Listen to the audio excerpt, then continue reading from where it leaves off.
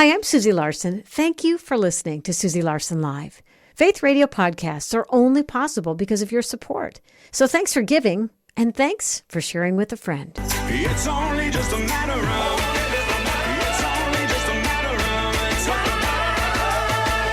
sing, so the back row is your glide. 'Cause walking just won't do dance. You don't have to know how to. Ever since God's got you there. Welcome to Susie Larson Live. Always so honored to get to spend this time with you. In fact, I look forward to bringing you conversations every single day that hopefully inspire you in your faith walk, that deepen your understanding of God's Word, and that heightens your awareness of His very real presence in your life. Well, every month we have Dr. Troy Spurrill on the show. He's our good friend, and we talk about health and the healing process. And we're going to take your questions, but we always have a kickoff topic, so you can start by texting in some questions. In fact, we've got a few overachievers who've already started. Mary, Andrew, we see those. Thank you. Keep them coming. You can text your health and healing questions, 877-933-2484. And I have to keep it real here, Angie. You're going to love it. I'm talking to my producer, talking to Dr. Troy here. We're doing back-to-back shows. We're doing a live show, and then we're recording a second show. So I've got notes for both shows. I printed 2 sets of notes for the same show. So the live show is going to be about top 10 tips for staying young. But friends, I don't have those notes in front of me. So we're going to do the other show. I probably didn't even need to say it, but it's live radio, and I don't know how to be any other way than real. So what we're going to talk about is what we were going to talk about during our recorded show. So here we go. We're going to talk about genetic predispositions. You may have inherited a predisposition towards anxiety or cancer or high cholesterol, but your genes don't necessarily determine your future. As my producer Angie says, they're not a declaration about what's ahead for you. You have some agency here. You have a say in the matter. And then there's God. What if instead of accepting your genetic tendencies as gospel, you invited God into the center of your story and you asked Him to show you a better way to live? So we're going to talk about epigenetics. And again, then we'll record a show, and you'll get to hear that next month on top 10 tips for just staying young, staying youthful. We're going to get Dr. Troy on in just a moment, but a quick announcement. If you're brand new to this walk of faith, or maybe you haven't even started walking and following Jesus and you've got some questions, we want to walk with you. We want to help answer those questions. But to get you started, you can text the word faith to 41224. Text the word faith to 41224. And a quick caveat, Dr. Troy joins us each month to answer questions about health and the healing process, to give a broader perspective on your approach to health. He's not here to diagnose over the air. You always want to check any changes you make to your healthcare program with your physician. But it's not fair to you or to him for us to try to diagnose things. Notice I said us, to try to diagnose things over the air. But truly, it's to get a bigger picture of what you eat, how you breathe, how you manage stress. All of these things play into the bigger picture of your health and healing process. So let me tell you about my guests. We'll get him on the show. Dr. Troy Spurrill is founder and CEO of Synapse Center for Health and Healing, located in Eagan, Minnesota. He started Synapse over 26 years ago with a vision to bring an integrative approach to healthcare through functional medicine, making Synapse an internationally known center for true health. Dr. Troy, I'm totally panicking. Welcome to the show. Hello. Thank you. I'm glad to be here.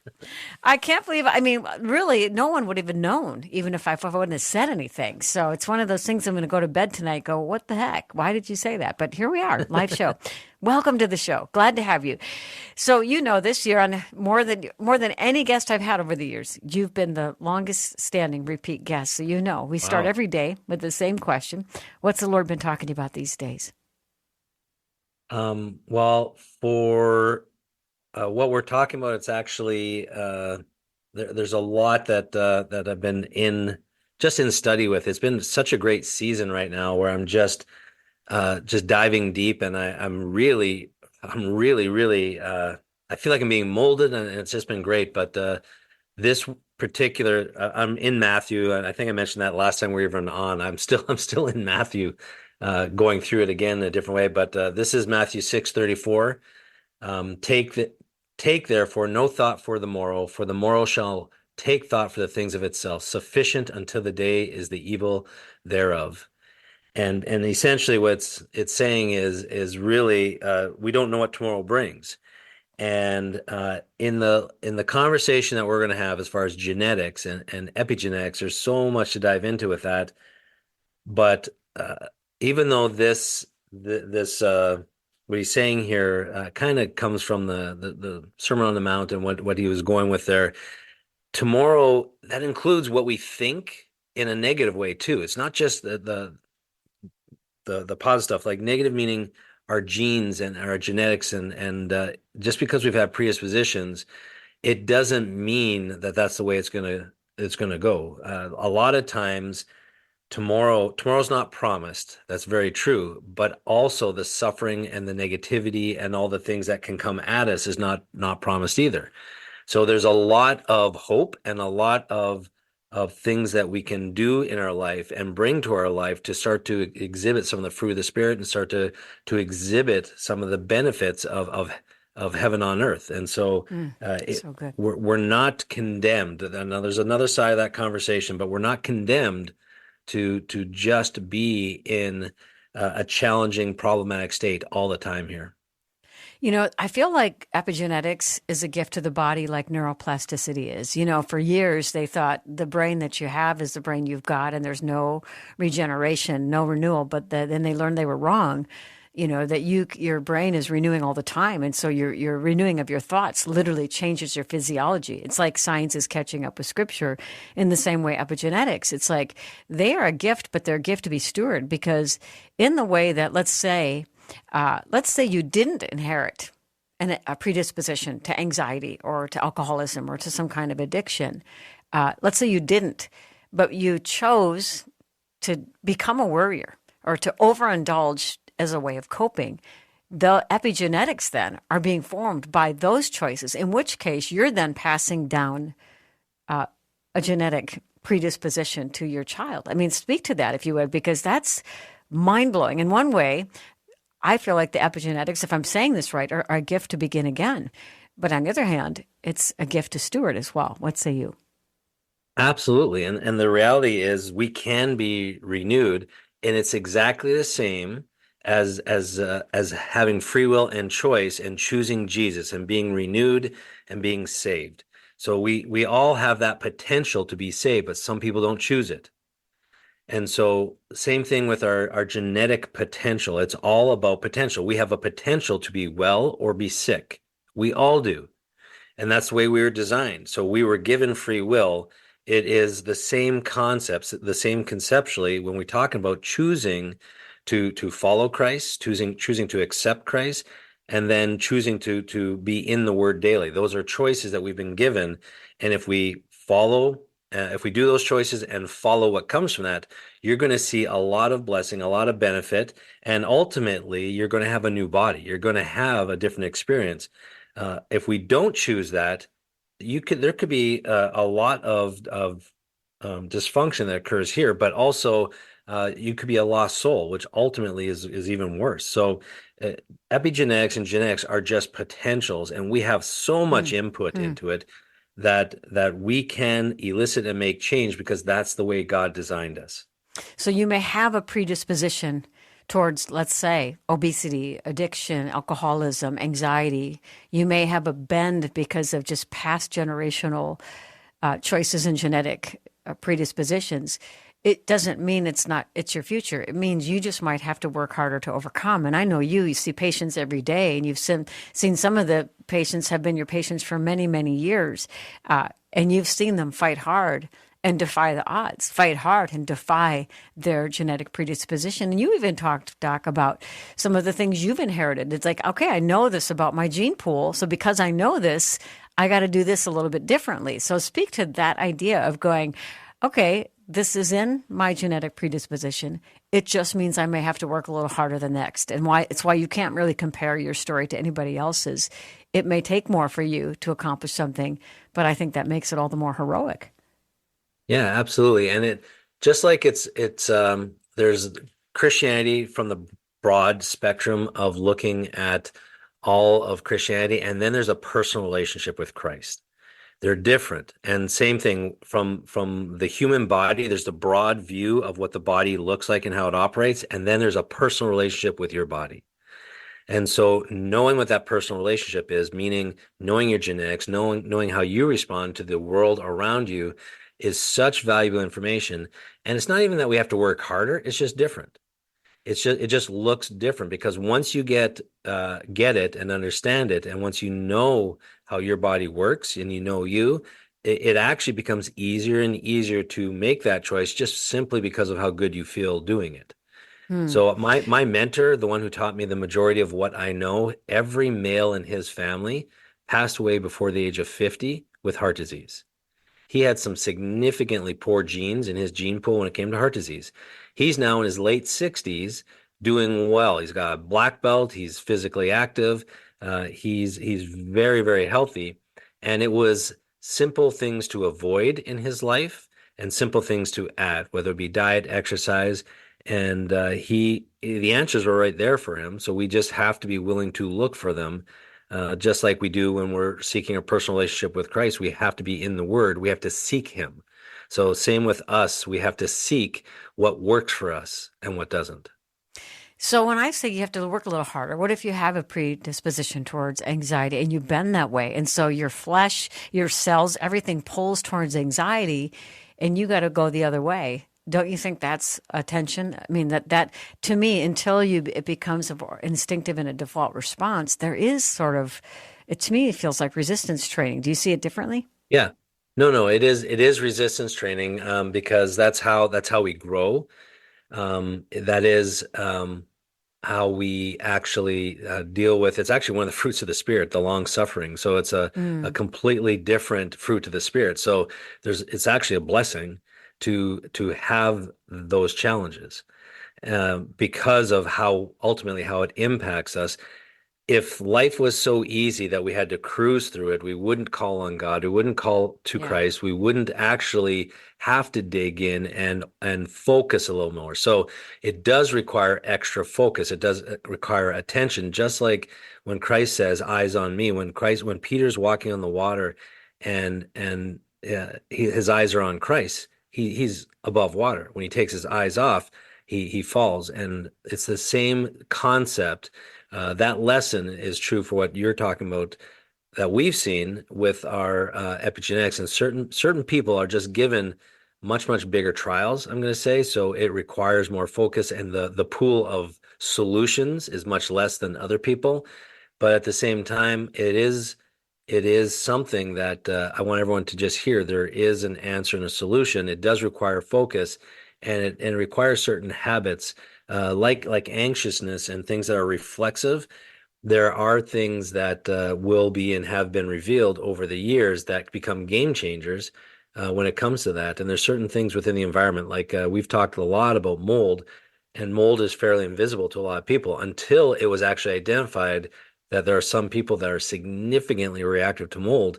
They were walking around wondering what is going on and what's causing all these problems, until all of a sudden that was identified, and then you've got some solutions. But it doesn't mean it's over. It means that you've got to put the work in to avoid the mold or And cleanse from the mold. detoxify. Yeah. Yeah. Detoxify, yeah. And it's the same thing with anxiety. It's the same thing with heart disease. They're all going to have uniquenesses. And as we move forward in the years and we just understand a little bit more, there's more revelation each and every year. And it seems to be speeding up. When I first started in school, medical school, and then chiropractic school, the amount of information, I'd have to go to a library, spend a day there, and then I'd be good for like a week or a month. Well, I could get 10 to 100 times that in 1 hour in front of my computer these days. Hmm. So just the amount of pure revelation that is coming from just the knowledge and what God is revealing from a spiritual component with people right now is just mind blowing. What's happening in our world right now? It's quite awe inspiring. Yeah. So what I hear you saying is, that information, I really like how you're saying it too, is that let's say you learn something about a genetic predisposition. It's information. And so if you frame it that, oh, this is me, this is where I'm headed, that in itself is kind of a self, fulfilling prophecy. But if you can say, no, this is opportunity. I learned something about myself. I learned something about my genetic history, but it's not going to be a declaration. And that means I tweak some things. I change some things. So this is not, going to be expressed in my life.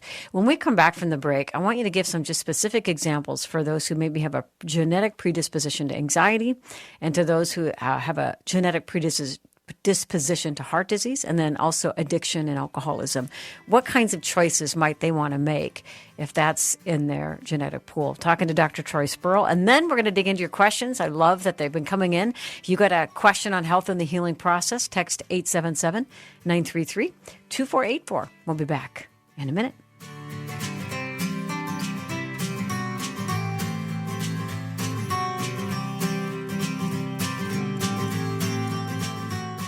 I don't know about you, but I love consistent nourishment. I love to fast on occasion. There's a purpose in that. But if you go too long without eating on a regular basis because you're too busy, your body actually goes into crisis mode. Well, in the same way, your soul, your spirit, they need nourishment too. And that's why it's so important to be listening to scripture, listening to good teaching on a consistent basis throughout the day. That's why we're here. We love what we do, and we want to do it with you.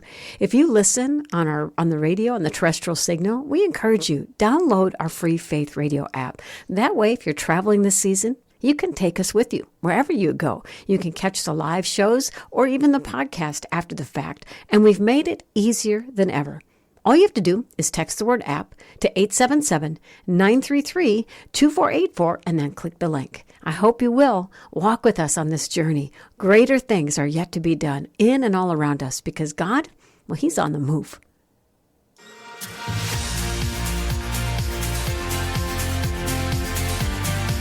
Hope you're having a fantastic day. Thanks for tuning in to Susie Larson Live. If you listen often enough, you know we have our good friend Dr. Troy Spurrill on the show once a month to talk about health and the healing process.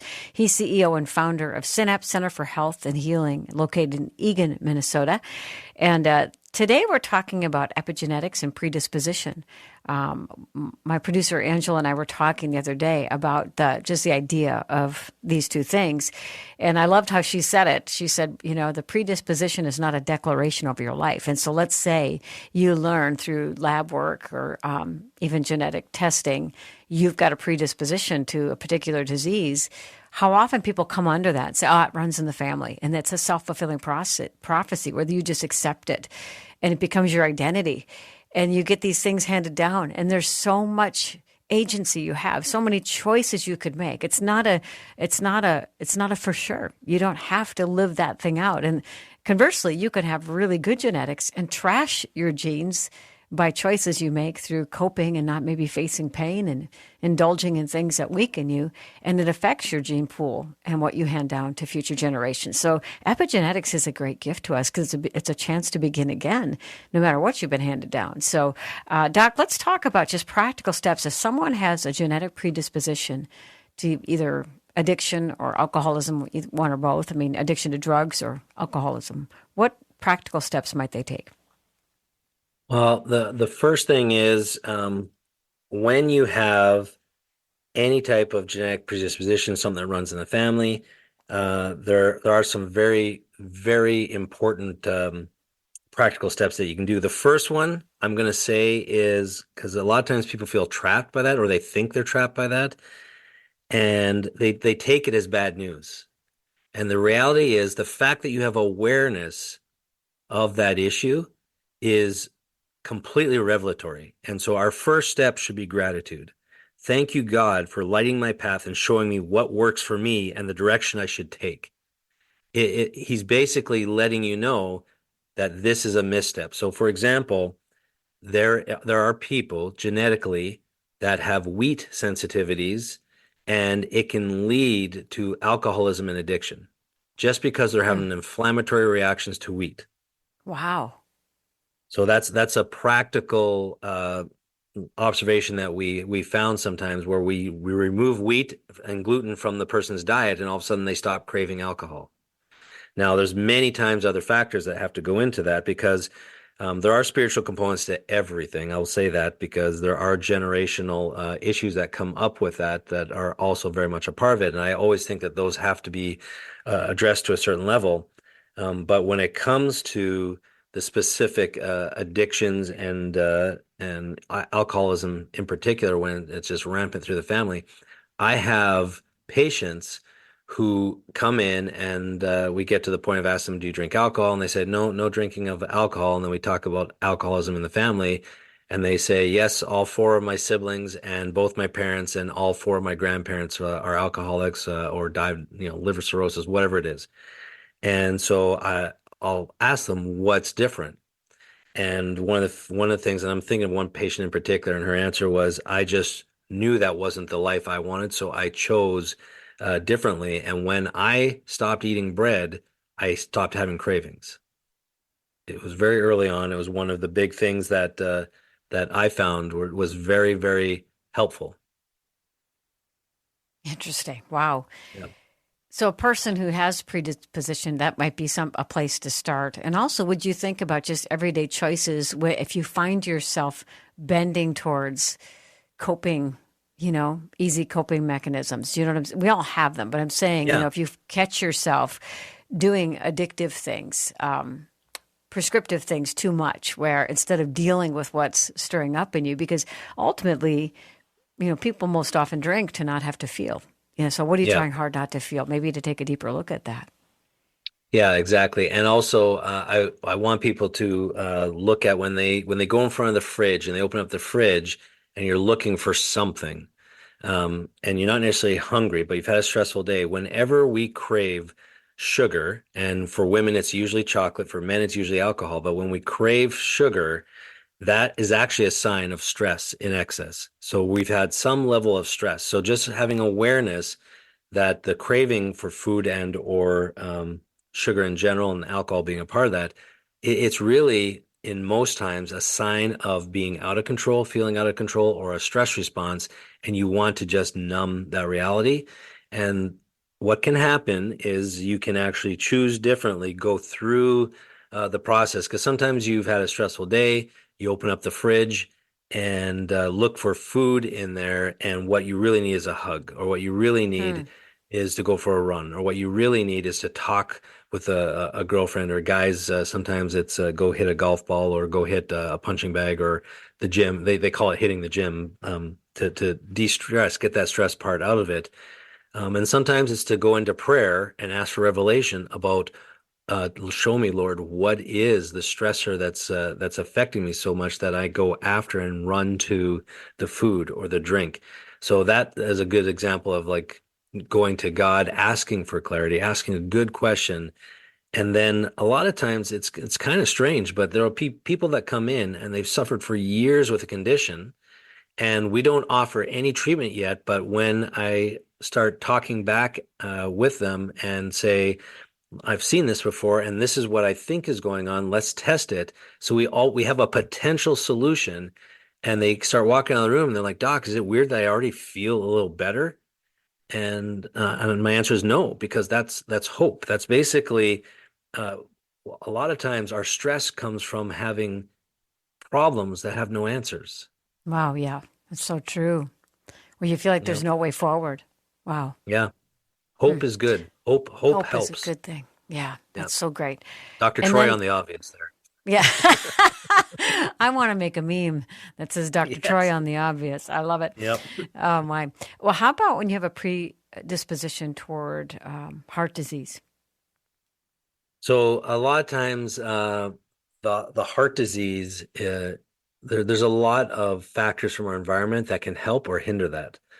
So same type of thing. We have had a lot of revelation about what triggers heart disease. My mentor, for example, there are certain people that build up homocysteine, and that is a B12 and folic acid issue for the most part, occasionally some other things, and also fish oil. So as people moved further away from the coast, stop eating as much fish, our bodies didn't do as well with that. And so when we got into the middle of America, and you're eating a different diet and it doesn't have as much of the omega-3s, then that predisposes you to a little bit more of a heart condition. So a lot of dietary choices can change a heart condition.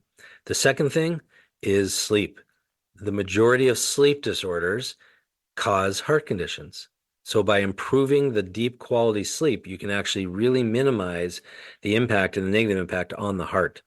So that's a big one, and a lot of when we gain too much weight, we can get sleep apnea, but other sleep disorders as well. When we're too inflamed, we can get sleep disorders where we're not get the restoration. Because if you think about it, your heart is a muscle that never stops.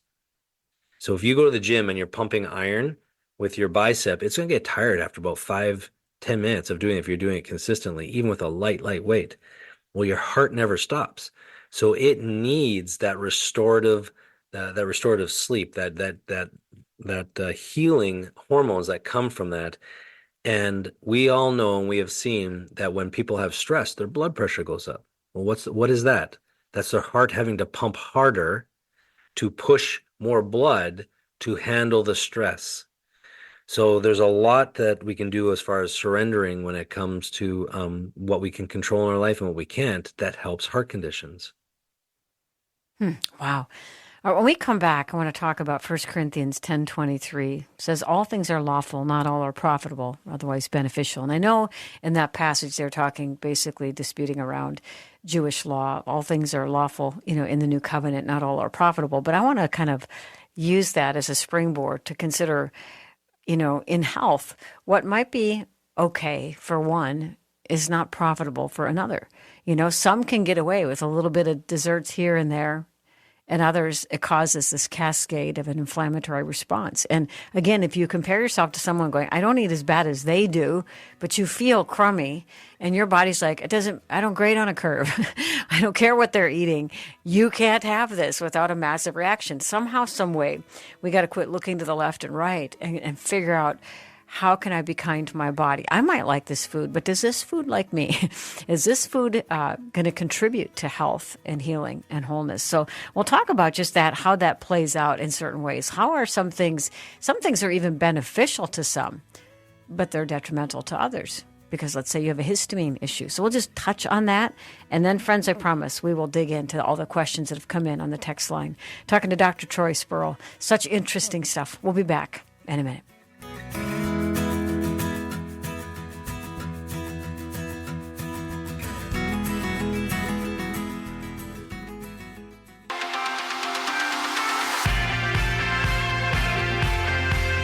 Thanks so much for tuning into Susie Larson Live, talking to our friend Dr. Troy Spurrill. He's CEO and founder of Synapse Center for Health and Healing, located in Eagan, Minnesota. Joins us every month to talk about health and the healing process. We both feel very passionate about health and the healing process and the fact that every step towards healing matters. So we've been talking about epigenetics. The genetic predisposition does not dictate your future. You've got some choice in the matter, choices you can make. You can tweak your program in such a way that you're not following suit with generations who've gone before you. And I just think it's wise to be aware of the things you're inheriting and what you can do to make a difference. We're going to tackle a lot of the questions on the text line in just one moment. Just the final question on this topic. 1 Corinthians 10:23 says, all things are lawful, not all are profitable or beneficial. And that was in a conversation in a greater context. I think, if I remember right, it was about the Jewish law and Jewish believers trying to understand Gentiles, that they don't have to abide by all of these laws. And so anyway, I'm just borrowing that passage and applying it in this situation with health. Just the idea, Doc, that though things are lawful, they may not be profitable. In other words, it's not against the law to eat a pan of brownies. It's not against the law to binge watch on TV. It's not against the law to never exercise. But some can dabble in some of these things with no problem, and others will have a drastic reaction. And so let's just talk for just a moment about that, like how somebody could have a few sweet treats, maybe even every week, with no, it may be affecting them. It's just that they don't really notice it so much, where someone could have a fraction of that and have a massive inflammatory reaction. Talk about why that is. Well, again, that really boils down to our uniquenesses, and we have that. I just had that this week with one of my patients, where the husband does not eat all that well. He actually is in very good shape, still playing baseball in his late 60s, Wow. in a competitive league.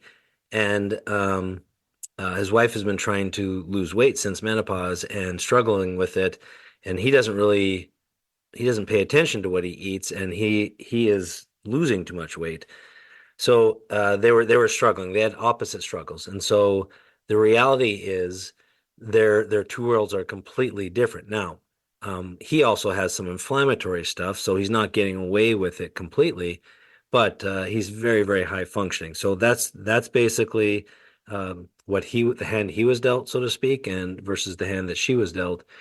And again, I'm always going to turn to how you can it causes you to lean in more, and she has learned a lot about health in general and has been able to help many other people with what she's learned, because even though it may not have helped her, it was still knowledge that when passed on has been impactful for many, many lives. So what Satan intended for evil, God can turn to good all the time. And that's kind of the same thing, where we have the suffering. And a lot of times, if we approach it right, we can turn that suffering, we can turn the extra attention and focus that we have to put into how we feel and what we're doing, and it becomes a blessing. For example, this is a real short example, but a lot of people don't know that early in my 20s, my mid 20s, I was actually diagnosed with a muscle wasting disorder, and I was told I'd be in a wheelchair the rest of my life. And I never believed that. And so what I did was I dove into health, I dove into functional medicine, I dove into learning. And much of what we do at the clinic now, 30 years later, came from being a patient first, and really understanding a lot of what that looks like as far as suffering, and then just not getting answers and a lot of frustrations. I wrote a book about it many years ago, but it took me a good 5 years before I had my foundation back health wise. And so that is something that at the time I thought I was cursed, and now in my life I consider one of my biggest blessings. And very much in the same way, Dr. Rob Reamer, who joins us once a month for Soul Care, says that about when his marriage was on just hanging on by a thread and his wife didn't love him anymore. He says that point, he said, God asked him, thank me for this. And he said, but I'm not thankful for this. And he says, if you trust me, you'll thank me for this. If you believe that I can work all things for the good, you can thank me for it.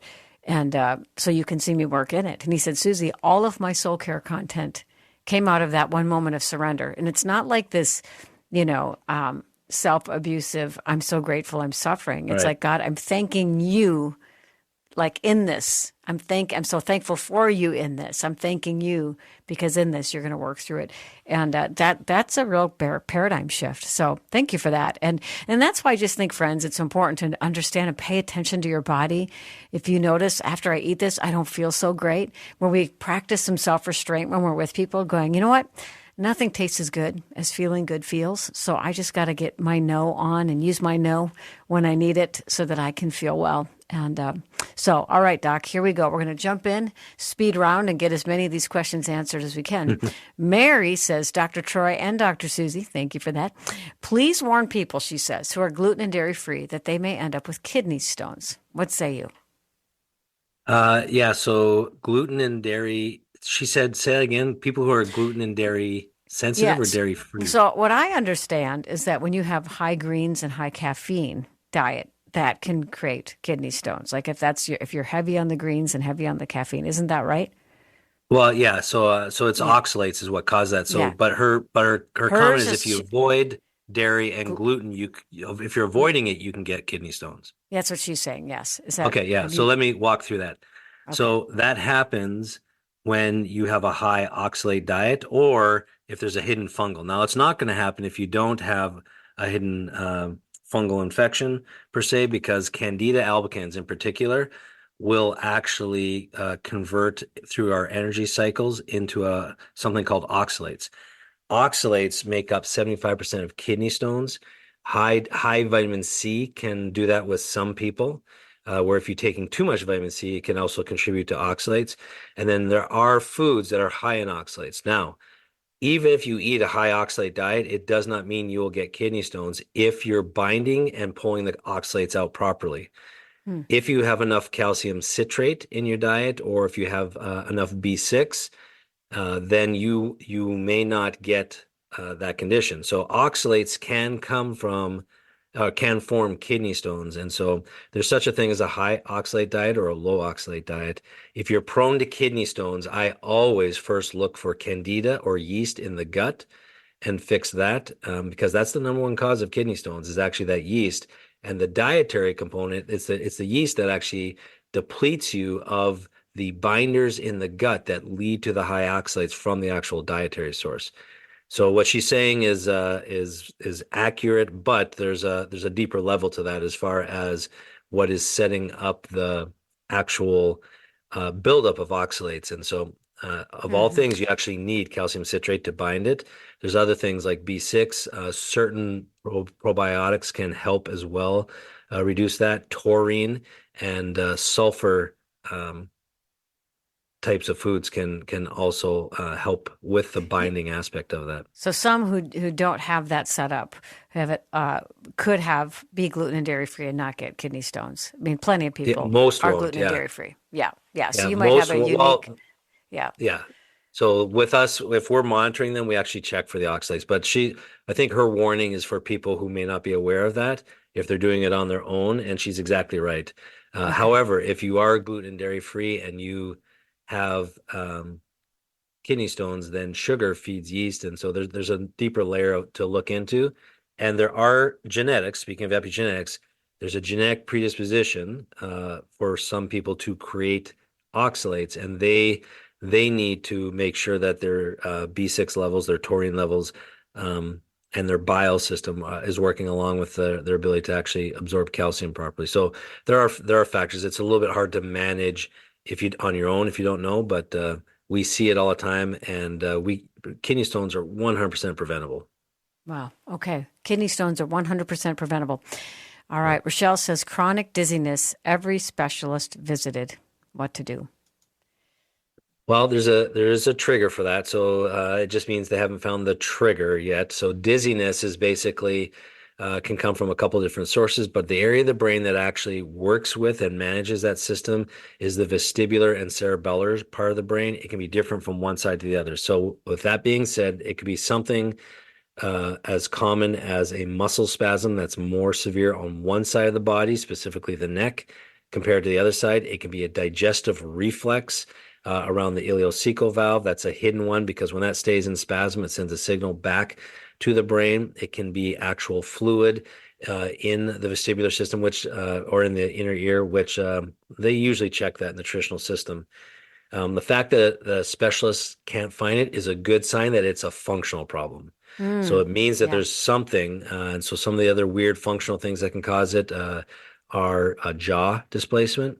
It can be a cardiovascular deal where there's just a little bit of inflammation or your clotting factors are a little bit too high. It can even be a GI spasm, not in the ileocecal valve area, but in the bile duct area. So if there's a little nausea with that, that can do it as well. And then there are some scenarios where it's a low blood pressure or an electrolyte deal as well. But it's rare, very rare to not find the source of the dizziness eventually. It can happen that it can be challenging and a lot of specialists will miss it, but that usually means there's something functionally going on. Yeah. That's good news, Rochelle. Keep Yeah. pressing in. This dear one says tips for depression and anxiety. They have found L-theanine seems pretty helpful. Yeah, so when you're back and forth like that, there's usually an imbalance with how you're regulating the neurotransmitters. And so that can be anything from an inflammatory dietary component.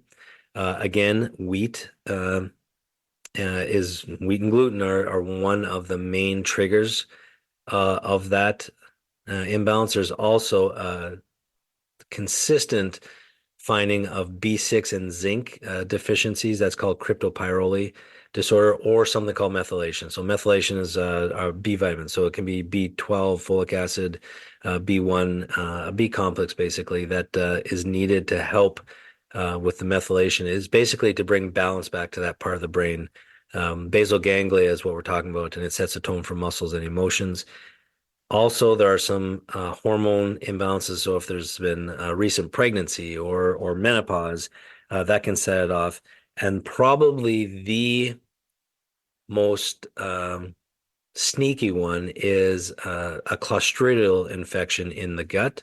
So a lot of people have heard of C. diff, which is a more of an extreme version of Clostridia, but there's cousins to that. When we get that from different contaminated food, it can actually trigger the anxiety and depression coming from the actual digestive system. And Wow. always, I'm going to talk about just making sure you're getting into deep restorative sleep. Becky says she's 58, postmenopausal. She's had hot flashes for 15 years regularly. Any advice? She said her doctor said she'll have them likely her whole life. No, don't have to have them your whole life. So the, with that, when that happens, and you're no longer when you're in menopause, if hot flashes are continuing, the area of the brain, which is in the limbic part of the brain, but it's the hypothalamus, it sets your temperature status for your body. The hypothalamus monitors all other hormones. So they do hormone replacement and things like that to help so you don't have the hot flashes. But what that's really doing is sending those hormones back to that area of the brain. So generally speaking, functionally, you have to support the liver system and the adrenal system. The adrenal gland releases adrenaline, cortisol, and will have some influence over the thyroid, some influence over the insulin. And the reality is you have to have a level of feedback to the hypothalamus through some hormones. So when you go into menopause, your ovaries stop producing progesterone and estrogen, and that task falls to the adrenal glands, but they're not very good at it. So it stresses them out. When the adrenal glands get stressed out, it tends to release cortisol, which is the stress fat storage hormone, and that will dampen insulin. So really, it's a feedback mechanism from your body. So again, deep restorative sleep, which often gets interrupted because of hot flashes, is crucial to help that area of the brain. There are things that you can do to short-term support hormones. Even bioidentical hormones can be onboarded temporarily until you can get your adrenal glands in a more steady state. And it's actually what we call the HPA axis, or the hypothalamic pituitary adrenal axis. What it really means is get that communication restored, and then the hot flashes can go away. I pray that gives you hope, friend, and gives you some kind of path forward. When we come back, this listener wants to know if there's a connection between kidney stones and surgery. Yeah, we'll talk about that. And again, we're going to get through as many of these questions as we can right after the live show today. We're jumping in to record show number 2. So these questions are going to be fresh up on the text line. So we're going to get through them. And we will. Dr. Troy Spurrill is my guest today, doing all that we can to help you move forward in the health and healing process. We'll be back in a minute.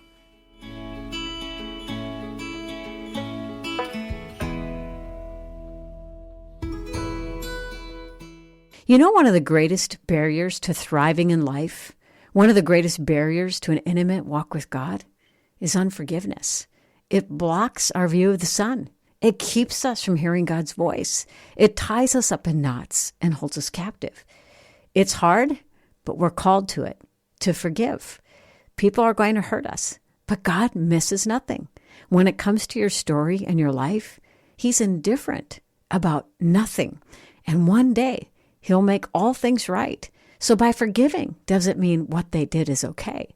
By forgiving, it means you're rolling your burden onto the shoulders of the Lord, who can actually do something about it. And it frees you up to live free, pure, healed, and whole. If you need some help with forgiving, you can text the word forgive to 877-933-2484. You'll receive a series of text messages featuring audio clips of interviews from our shows, Mornings with Carmen, my show, Susie Larson Live, and my friend Bill Arnold, Afternoons with Bill. These texts will highlight past shows, Bible verses, and encouraging words and prayers to help you move forward in your journey of forgiveness. Don't miss it, friend. Forgiveness will help set you free. Text the word forgive today to 877-933-2484.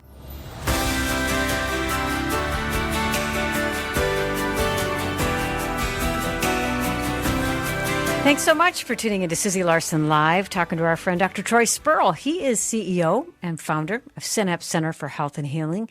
And we're both extremely passionate about you getting healthy, inside and out, healed and whole. We want you to experience vitality. We want you to be able to show up in life feeling like your best self. And in a culture that just has sort of groomed us to just treat symptoms and want to just take a pill so I don't have to feel the immediate symptom, we're trying to change that narrative to say, do you dare to look a little deeper? Maybe find some root causes. It might mean you have to make an adjustment or two on your diet.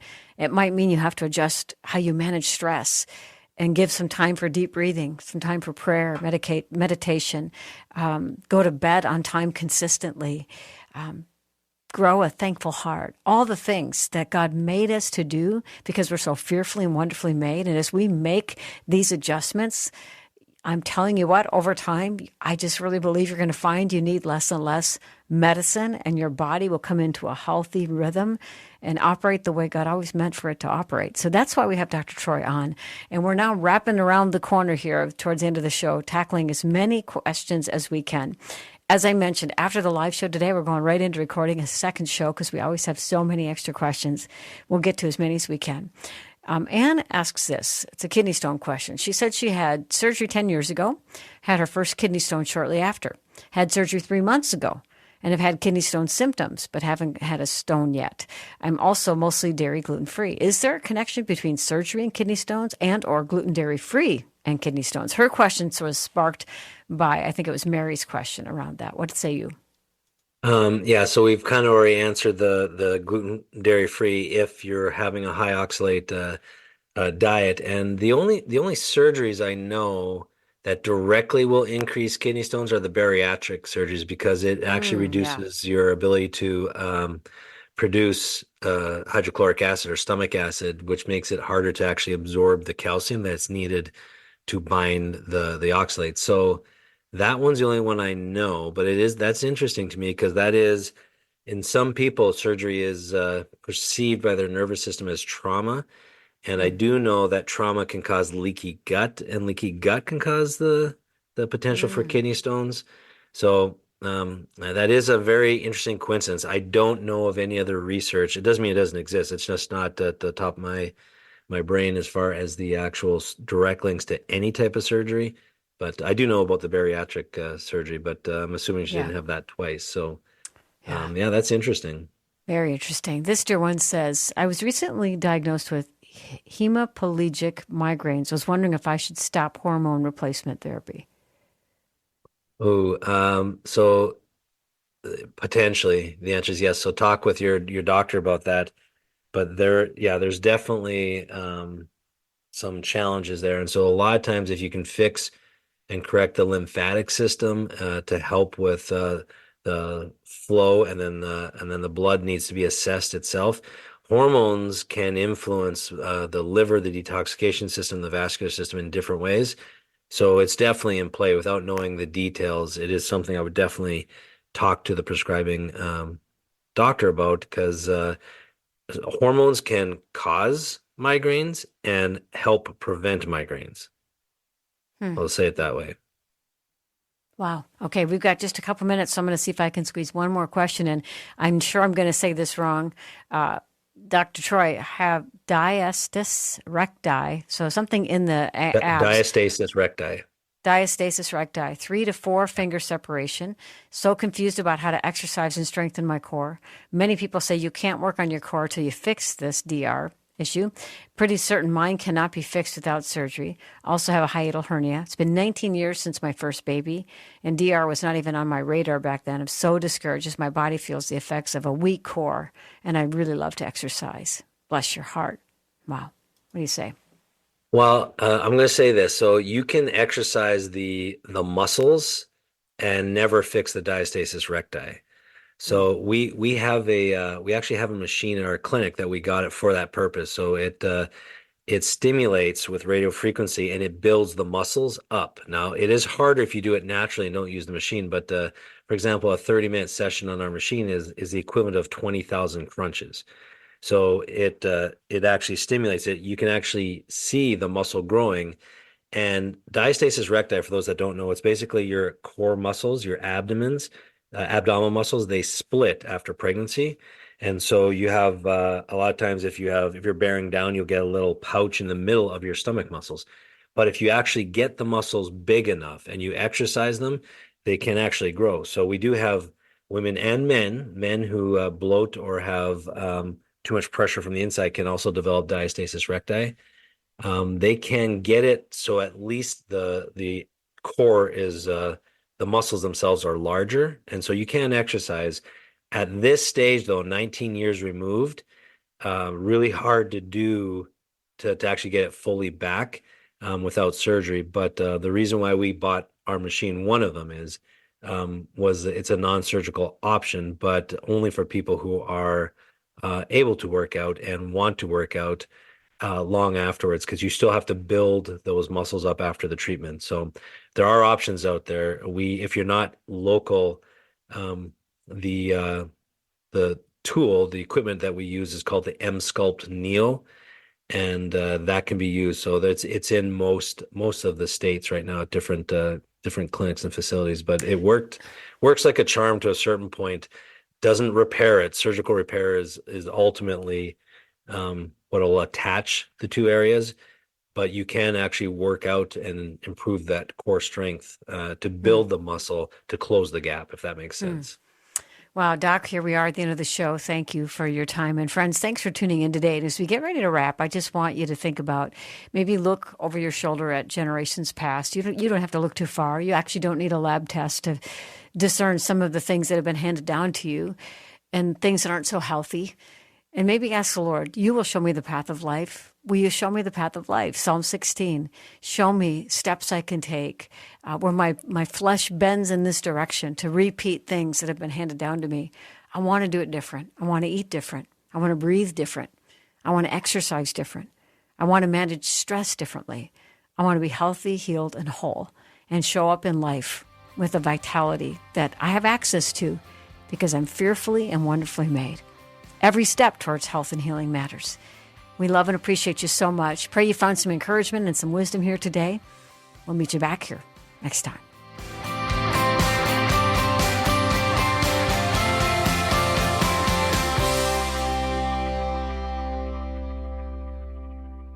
Thank you for listening to this conversation from Susie Larson Live. These conversations are available because of your support. You can become a supporter now at myfaithradio.com. Please subscribe to the podcast so you don't miss any episodes, and then share it with friends so together we can all have a deeper life in Christ. On the latest episode of the Wow God Stories podcast, we go to Africa. I was raised in Sierra Leone in a community that truly lived the phrase, it takes a village. Until one day, the world outside Anita's village broke in. I didn't grow up in a war zone, but I watched one unfold in the country I love. God brought hope to her story and many others through radical provision. God began to direct us towards Uganda, Africa. I was born and grew up in the countryside of Ethiopia. Nanjan I met in Kigali, Rwanda. Discover how God showed up in the middle of war, loss, and impossible odds in Africa.